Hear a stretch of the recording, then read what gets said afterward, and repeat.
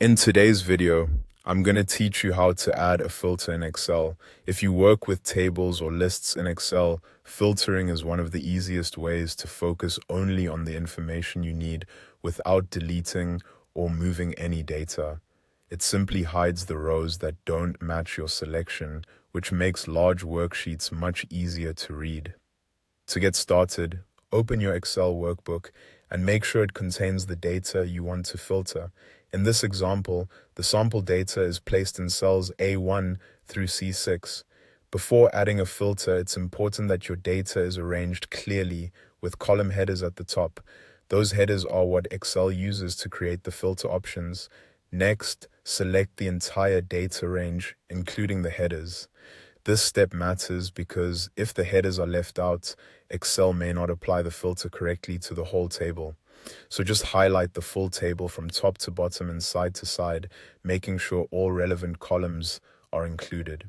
Once your data is selected, go to the Data tab on the Excel ribbon at the top of the screen. In the Sort and Filter group, click Filter. As soon as you do that, you'll notice small drop-down arrows appear beside each column header. Those arrows are the filter controls, and they let you narrow down what appears in your worksheet based on the values in each column. Now let's filter the data. For this example, we want to display only employees in the IT department. Go to the department column and click the drop-down arrow in that header cell. A list of filter options will appear. First, clear select all.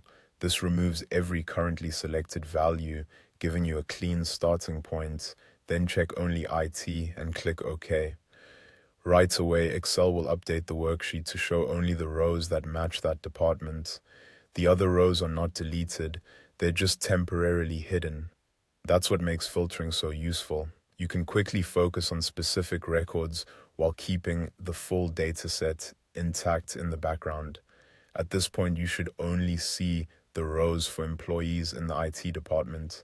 This is the filtered result, and it confirms that the filter has been applied successfully. And that's it. You've added a filter in Excel and used it to display only the information you want to see.